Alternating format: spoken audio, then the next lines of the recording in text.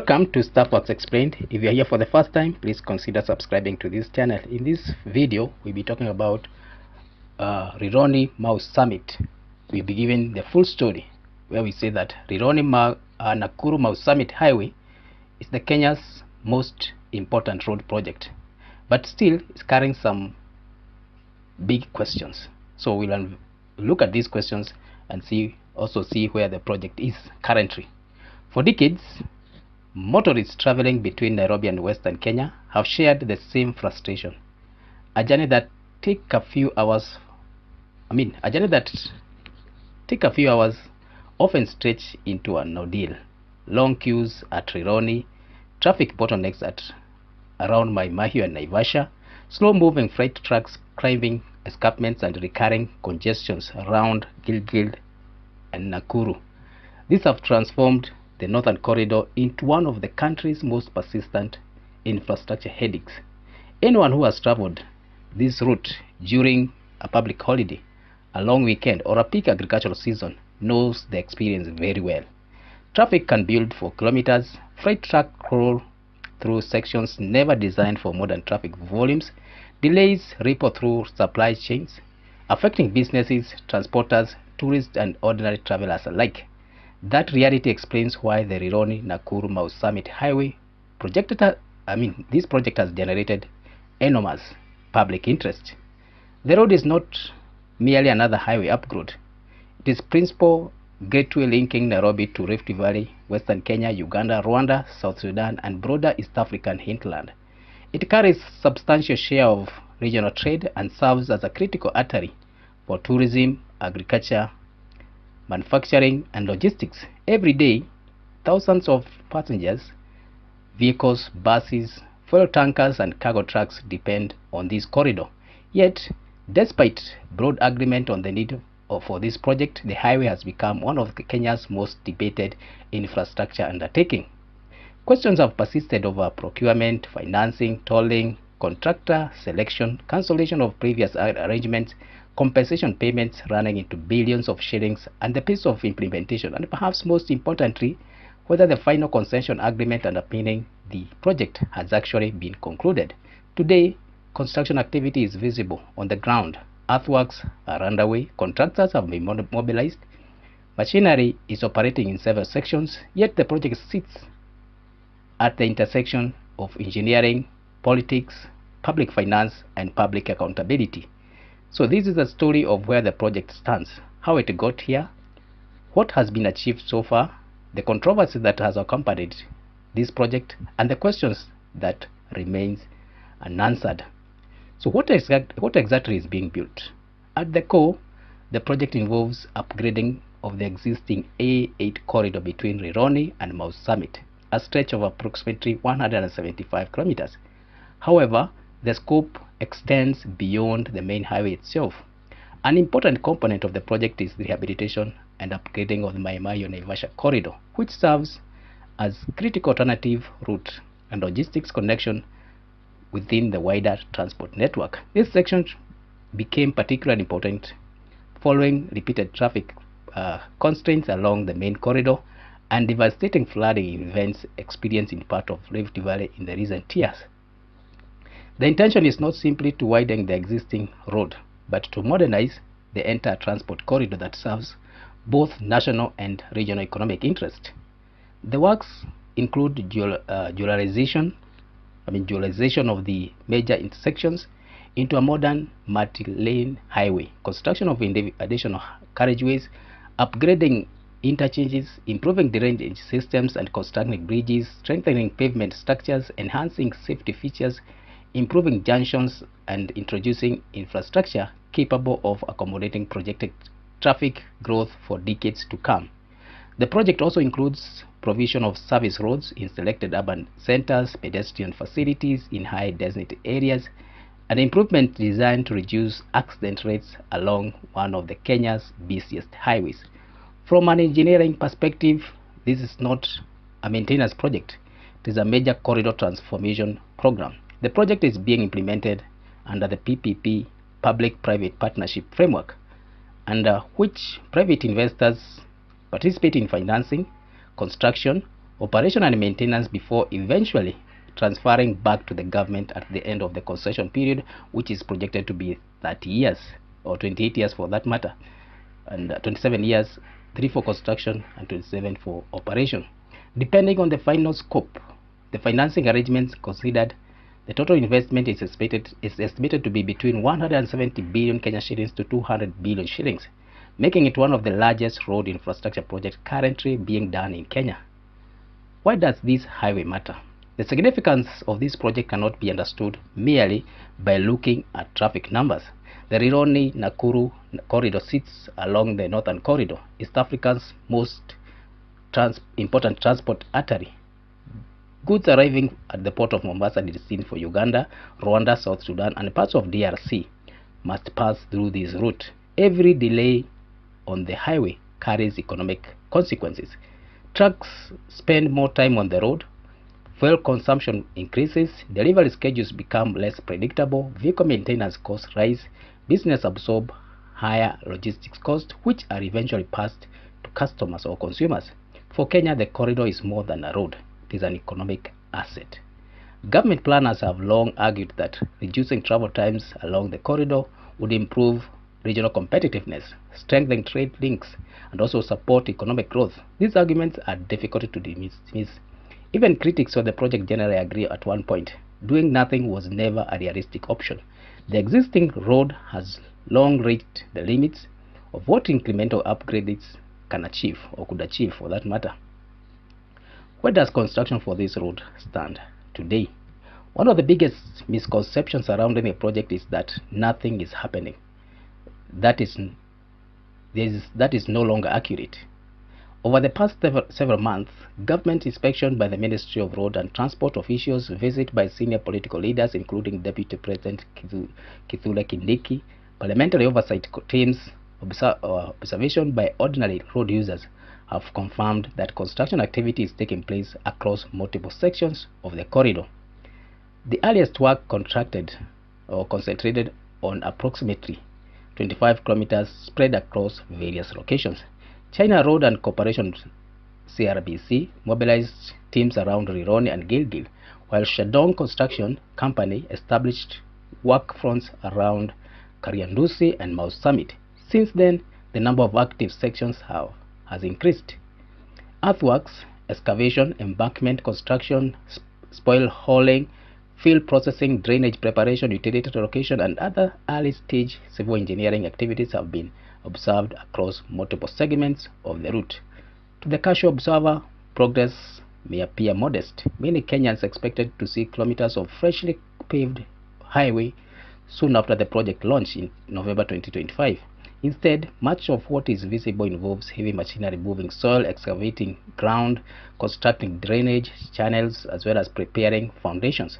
This has fueled criticism from some quarters. However, from a project management perspective, such criticism often reflects a misunderstanding of how the major highway projects are built. Road construction begins long before asphalt appears. Before a single kilometer of final pavement can be laid, engineers must undertake detailed surveying, geotechnical investigation, utility relocations, drainage construction, and soil stabilization and formation works. These activities are less visible than paving, but they determine whether the first or the finished highway will perform as intended over its long life. In terms of design, errors made during foundation can become extraordinarily expensive to correct later. For that reason, experienced contractors generally prioritize ground preparation before accelerating visible constructions. Officials from the PPP Directorate have publicly defended the pace of works on exactly these grounds, arguing that the project is currently progressing through technically essential stages rather than more visually dramatic paving phase. Viewed from this lens, the current activities are consistent with the early stages of a project of this scale. So is the construction moving fast enough? The answer depends largely on the benchmark being used. Compared with public expectation generated during the project launch in late 2025, many Kenyans believe progress has been slower than anticipated. That perception is understandable. Large-scale projects often create expectation that visible transformation will occur almost immediately after groundbreaking ceremonies happen. When months pass without extensive sections of completed roadway appearing, concerns naturally emerge, and this is what is happening.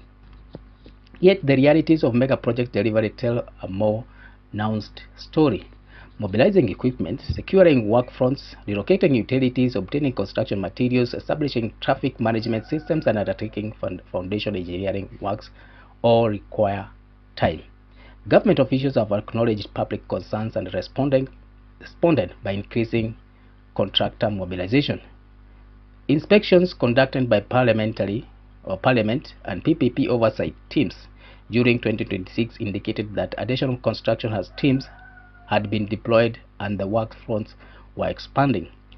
The more meaningful assessment will come over in the next 12 months. By then, the project should begin transitioning from preliminary earthworks into more visible stages of construction, including pavement structures, bridge works, interchanges, development, and substantial carriageway expansion. That transition will provide a clear indication of whether the project remains on schedule.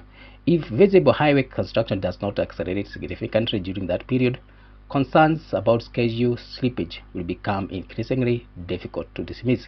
For now, however, the available evidence suggests that a project that is progressing, although at a pace that may not satisfy all the observers.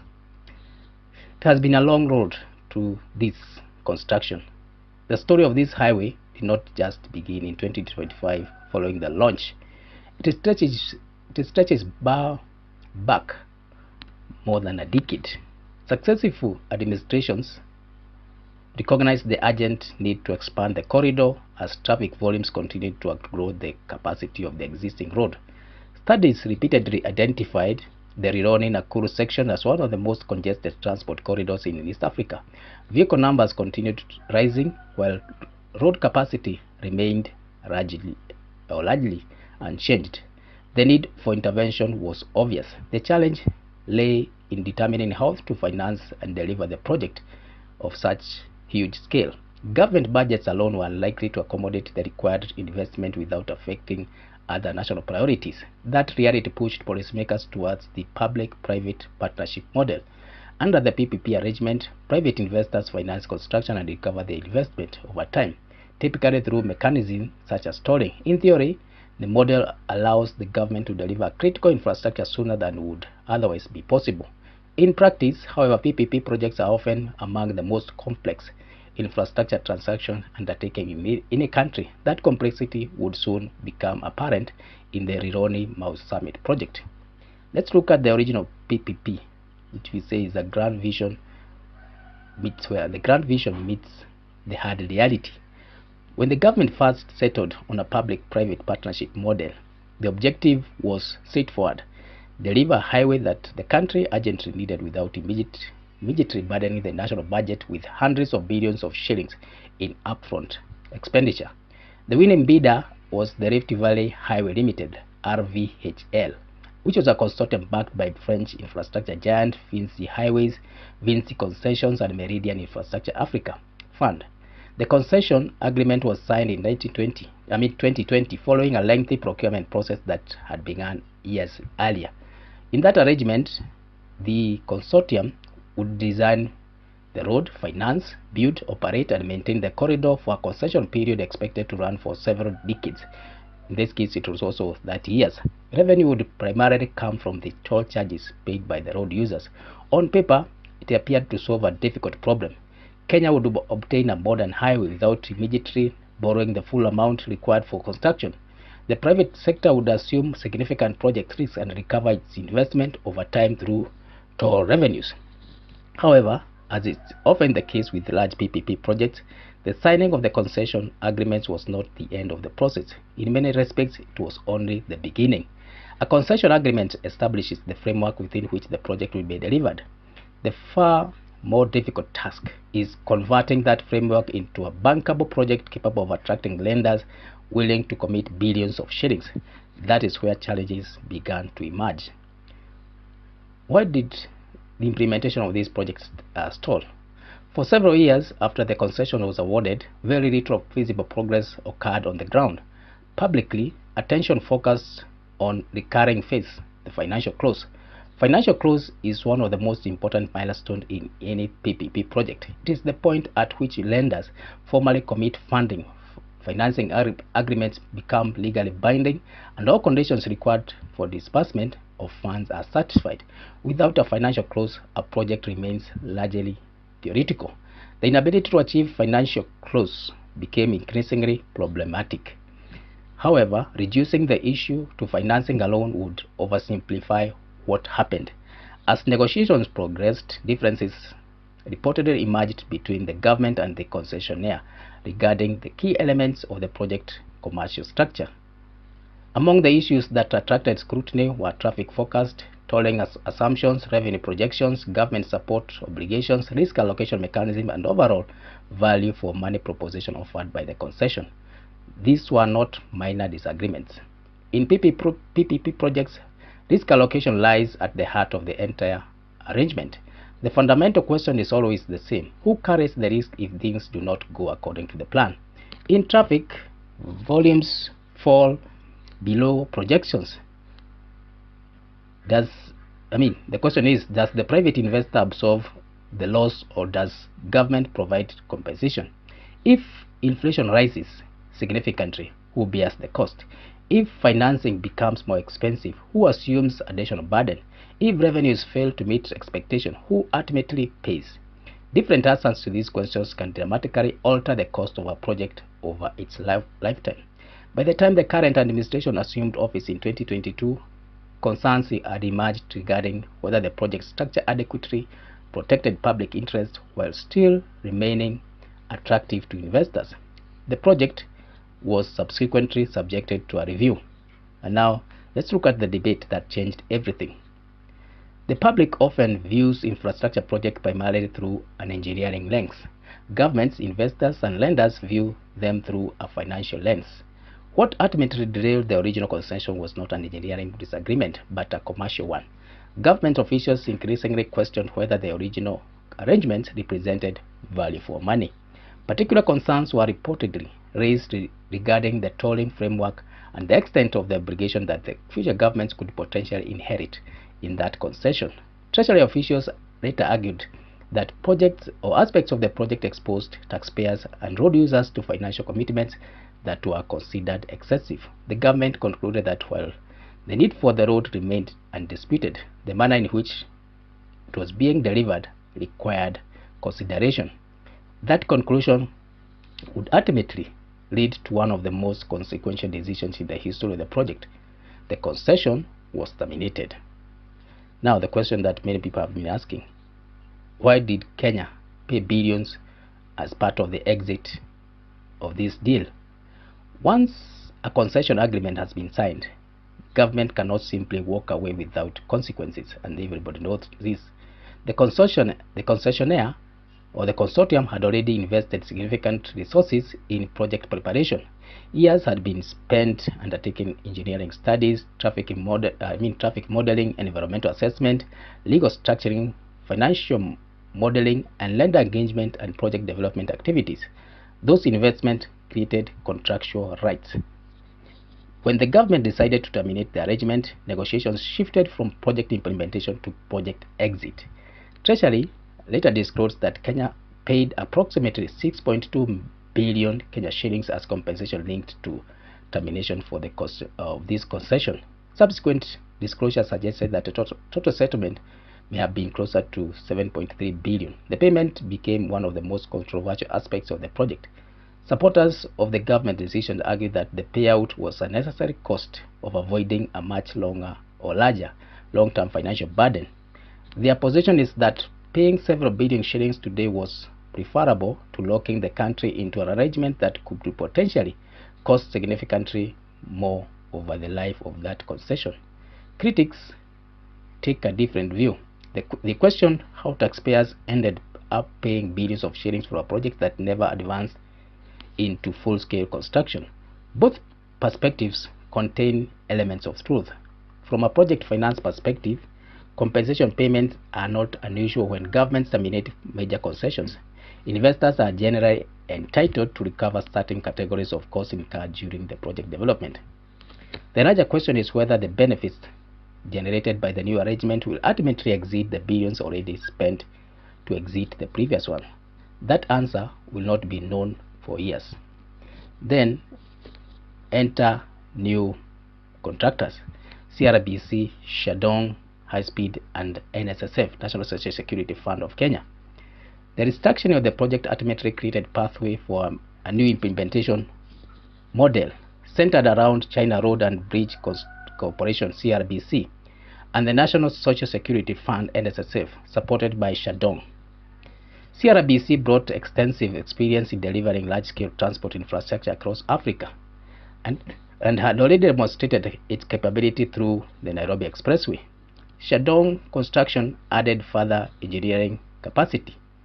NSSF participation introduced an important domestic financing element into the project structure, allowing Kenya institutions capital to participate directly into one of the largest infrastructure investment in Kenya.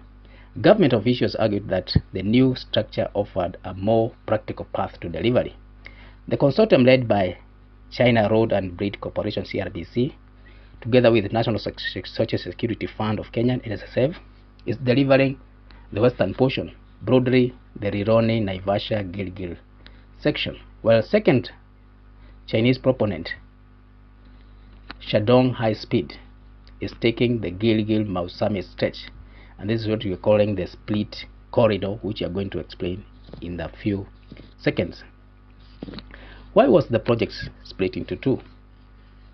One of the most important development is in the evolution of the project occurred after the government had already moved away from the French-led consortium and identified China Road and Bridge Corporation as the preferred private partner for the new arrangement.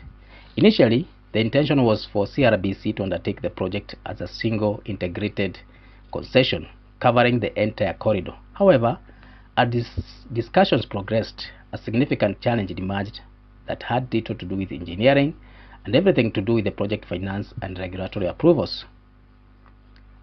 When you look at China and overseas investment regulations, it is said that very large foreign infrastructure investment which exceed a certain threshold, financial threshold for that matter, they require additional review and approval by Chinese state authority before they can proceed.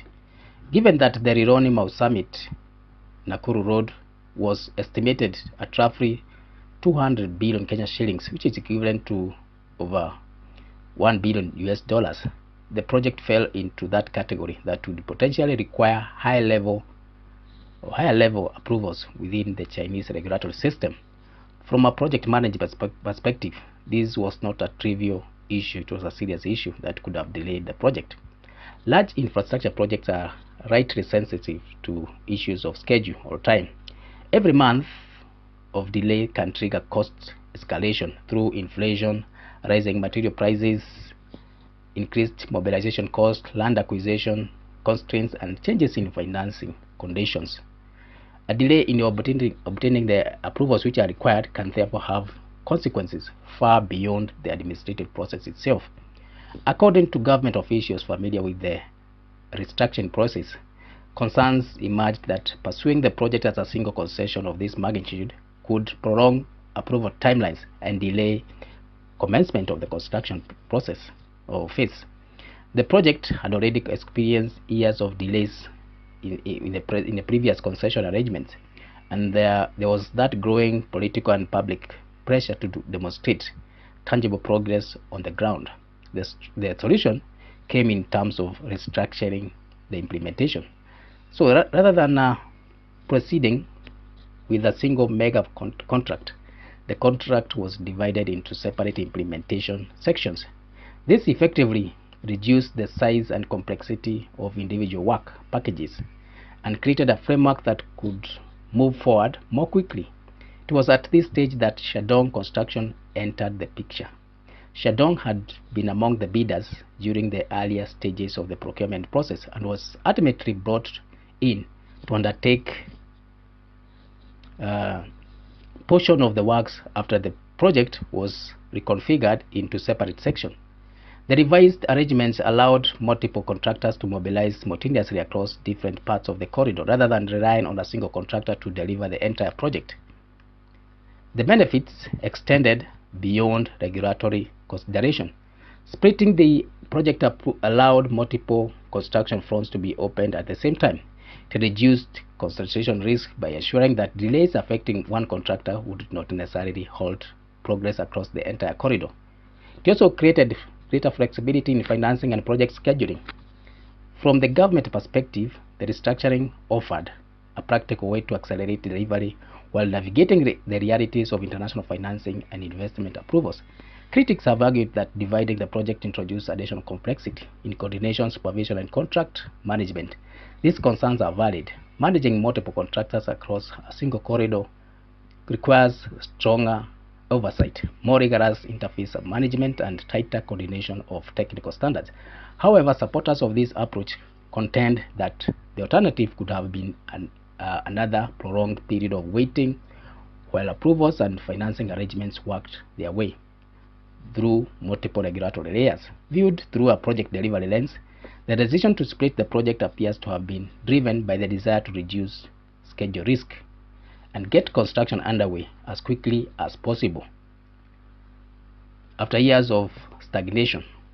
Whether that decision ultimately proves successful will depend not only on how quickly the road is built, but also how effectively the different contractors and financing structures are coordinated over the life of the project.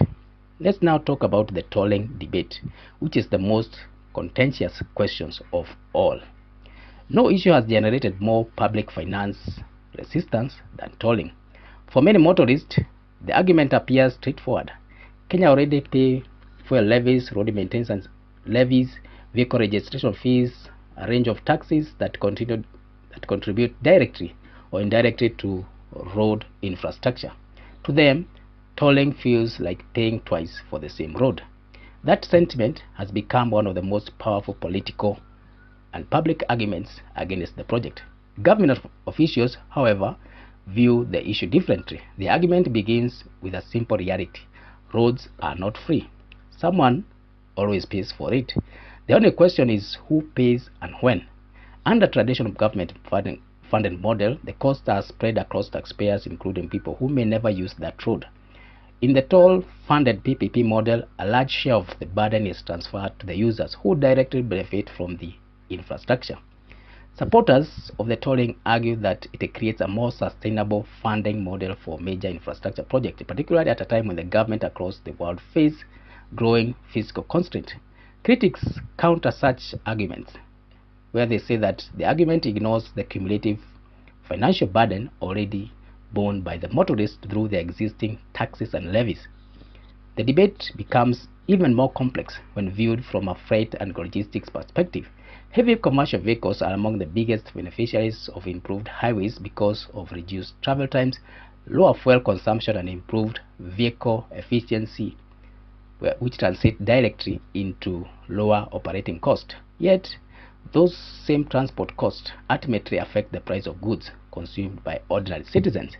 The question, therefore, is not merely whether motorists will pay tolls. It is whether the economic benefits generated by the highway will outweigh the direct and indirect cost imposed by the users.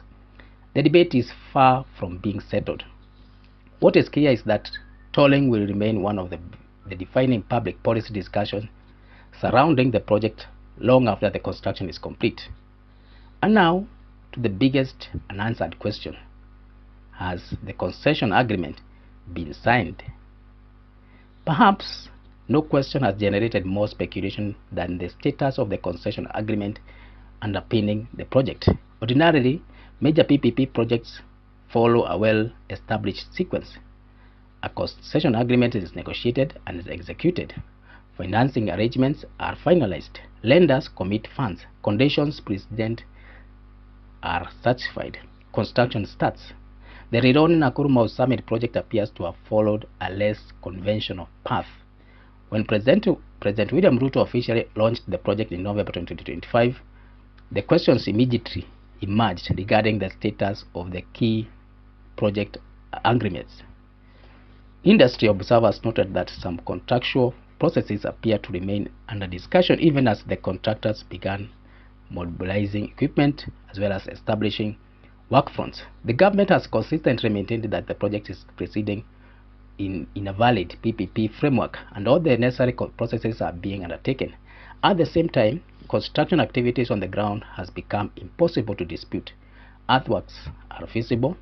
Contractors have been mobilized. Equipment is operating across multiple sections. Government inspections have repeatedly confirmed progress, and this creates an unusual situation. If the concession agreements and associated financing arrangements have been fully executed, the controversy largely disappears. If certain elements remain under negotiations, a different set of questions emerges. How is construction being financed? Who bears the risk if financing arrangements change? What protections exist for taxpayers? What happens if projected revenues fail to materialize? What obligations are being created for future governments? These questions matter because the concession agreement is not merely an administrative document. It is the mechanism through which risks, responsibilities, revenues, and liabilities are allocated among all parties involved. If in project finance, the allocation of risk is often more important than the construction itself. A road can be built successfully and still become a problematic project if risks are poorly structured. Conversely, a well-structured concession can protect both investors and taxpayers while ensuring long-term sustainability. The public, therefore, has a legitimate interest in understanding the status of the agreements underpinning the project. Transparency on this issue would strengthen confidence rather than undermine it. The government deserves credit for moving the project from years of discussion to visible implementation. Equally, citizens deserve clarity regarding the legal and financing arrangements that will govern the highway for decades to come. Now the next question. How can construction proceed before everything is fully finalized? These questions often confuses observers. Many assume that in all contracts, financing arrangements and approvals must be completely finalized before any activity can occur on the site. In reality, large infrastructure projects are often more fluid. Certain activities can commence before full-scale financing is fully drawn down. These activities may include site investigation, utility relocations, geotechnical surveys, establishment of construction camps, preliminary earthworks, drainage works, and other early-stage activities. Such work allows contractors to begin preparing the project while broader commercial processes continue. The advantage is obvious. Construction momentum is maintained. The disadvantage is equally obvious. It can create uncertainty regarding precise status of financing, risk allocation, and contractual commitment. This is one of the reasons why disclosure regarding the project contractual structure would be beneficial. The more transparent the process, the less the room there is for speculation. The challenges that remain as far as this project is concerned, let's look at that. Despite visible progress, significant challenges remain. First is the land question. Although much of the corridor follows an existing road reserve, additional land acquisition is still required in certain sections for interchanges, service roads, and widening works, as well as associated infrastructure. Land acquisition has historically been one of the most leading causes of delays in infrastructure projects across the country. The second challenge is utility relocation. Power lines, water pipelines, telecommunication infrastructure, and other services often occupy corridors that must be modified during construction. Relocating these assets require coordination among multiple agencies and can significantly affect schedules if not properly managed. The third challenge is traffic management. Unlike a greenfield project built on a completely new alignment, this highway is being upgraded while remaining operational. Thousands of vehicles continue using this corridor every day. Maintaining mobility while simultaneously reconstructing the road presents substantial logistical challenges. The fourth challenge is inflation. Large infrastructure projects are particularly vulnerable to fluctuation in terms of prices of fuel, steel, cement, bitumen, and construction materials. The longer a project takes, the greater the exposure to cost escalation. The fifth challenge is financing stability. PPP projects rely heavily on long-term financial arrangements. Any disruption to financing assumption can affect delivery schedules, operating models, as well as investor confidence. Finally, there is a challenge of public confidence itself. Major projects require public trust.